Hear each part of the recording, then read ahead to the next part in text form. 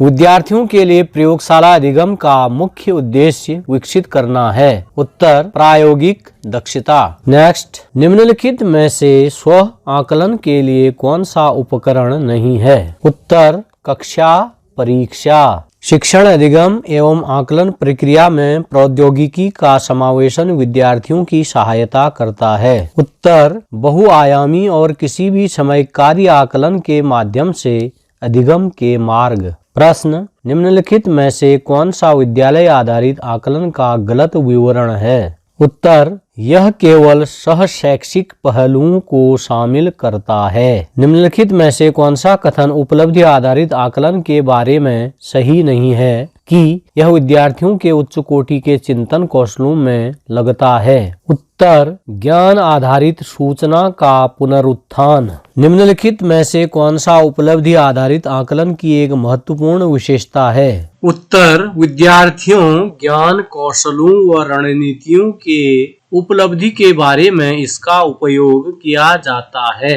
कथन 1, रूब्रिक मानदंडों का एक व्यापक समूह है जिसका उपयोग विद्यार्थियों के किसी विशिष्ट कार्य के आकलन के लिए किया जाता है। दूसरा कथन है, इसे आकलन बोर्ड द्वारा विकसित और प्रदान किया जाता है, गैर सहभागी है, इसमें शिक्षक और विद्यार्थी दोनों की कोई भूमिका नहीं है। सही उत्तर होगा कथन 1 सही है लेकिन कथन 2 गलत है। नीचे विद्यालय आधारित आकलन यानी SBA की महत्वपूर्ण विशेषताओं के बारे में 4 कथन दिए गए हैं। कथन 1, शिक्षण अधिगम और आकलन को समाकलित करना।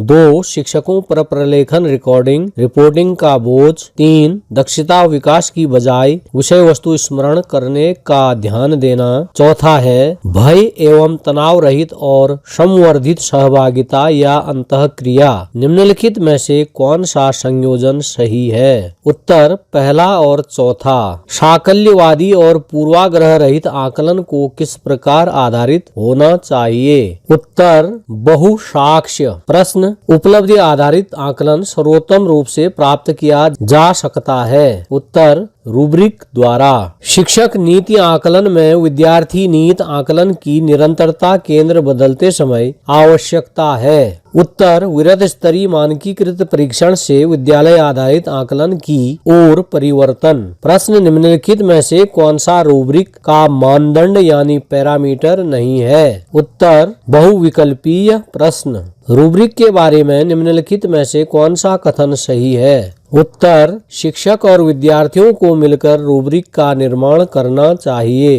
प्रश्न, राष्ट्रीय शिक्षा नीति 2020 की संस्तुतियों के अनुसार बोर्ड की परीक्षा में क्या बदलाव होगा? उत्तर दक्षता आधारित प्रश्न। आकलन की निरंतरता। निम्नलिखित में से कौन सा विद्यार्थी आकलन की ओर अग्रसर होने में अधिक प्रवृत्त है? उत्तर स्व आकलन। एक प्रकार का आकलन कार्य क्या है जिसमें विद्यार्थी अपने स्वयं के उपलब्धि पर चिंतन करते हैं? उत्तर स्व आकलन। निम्नलिखित रूब्रिक में से कौन सा उपयोग किया जाएगा जिससे हम निपुणता पर प्रतिपुष्टि प्रदान करने के बजाय विविध मानदंडों के लिए ग्रेड प्रदान करेंगे? उत्तर केवल एक ढांचा या फ्रेम। निम्नलिखित में से विचारात्मक अवधारणा निर्माण संगठन समकालन संबद्ध और मूल्यांकन की क्षमता को किसका उपयोग करके मापा जा सकता है? उत्तर रूब्रिक। निम्नलिखित में से किसके बजाय योग्यताएं मिश्रित श्रेणी के अंतर्गत रखी गई हैं? उत्तर प्रत्याश स्मरण एवं समझना।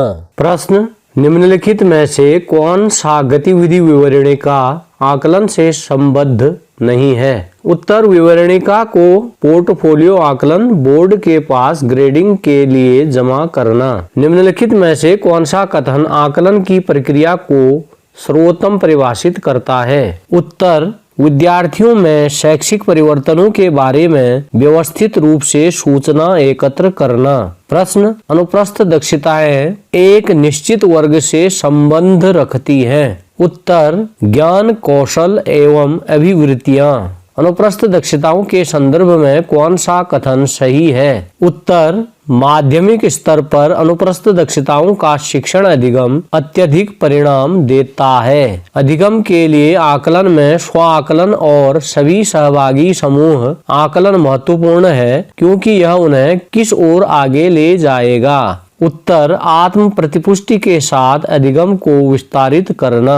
निम्नलिखित में से कौन सा विद्यार्थी स्व आकलन का रूप है? उत्तर विद्यार्थी प्रगति के बारे में प्रश्नों का एक समूह जिसका वे उत्तर देते हैं। प्रश्न विद्यालय आधारित आकलन के प्रारंभ करने का मुख्य प्रयोजन है। उत्तर सभी विद्यार्थियों का 360 डिग्री बहुआयामी विकास का सुनिश्चित करना। प्रश्न निबंधात्मक प्रकार के प्रश्नों का मुख्य लाभ है। उत्तर मिश्रित अधिगम प्रतिफलों का मापन कर सकते हैं जिन्हें अन्य प्रकार के प्रश्नों से मापा नहीं जा सकता है। विद्यालय आधारित आकलन मुख्यतः, फिर आपको रिक्त स्थान दिया गया है, के सिद्धांत पर आधारित है। उत्तर विद्यालय में शिक्षक अपने शिक्षार्थियों की क्षमताओं को बाह्य परीक्षकों की तुलना में बेहतर जानते हैं। प्रश्न माध्यमिक स्तर पर विकास के लिए मूल अनुप्रस्थ दक्षताओं को विकसित करने की आवश्यकता है किन क्षेत्रों में? उत्तर सभी पाठ्येतर क्षेत्र। प्रश्न कथन 1 व्यक्ति अध्ययन विधि का उपयोग करके शिक्षक का उद्देश्य विद्यार्थी के तर्कणा, समस्या समाधान और निर्णय कौशलों का विकास करना है।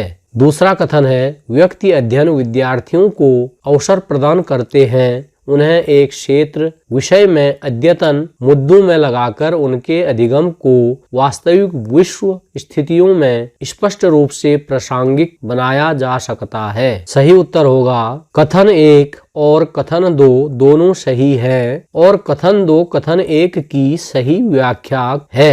अधिगम प्रतिफल निर्धारित करता है।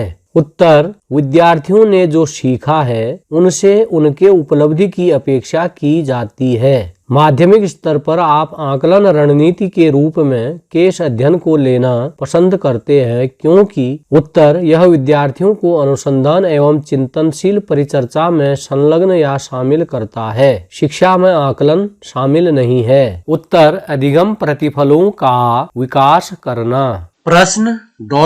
परिभाषित आयाम या क्षेत्र के लिए उपलब्धि के लिए मानक को क्या कहा जाता है?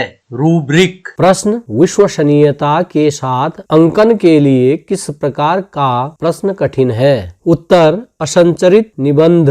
प्रश्न माध्यमिक स्तर पर ऑनलाइन आकलन की कौन सी सर्वाधिक सुविधाजनक विधि है? उत्तर MCQ। विद्यार्थी किसका आकलन कर रहे होते हैं जब वे सहभागी समूह आकलन में संलग्न होते हैं? उत्तर दूसरे विद्यार्थी का। निम्नलिखित में से विद्यालय पाठ्यचर्या में अनुप्रस्थ दक्षताओं को समाविष्ट करने का कौन सा सामान्य उपागम नहीं है? उत्तर एक विशेषीकृत विषय के रूप में अनुप्रस्थ दक्षताओं की रूपरेखा तैयार करना और शिक्षण करना।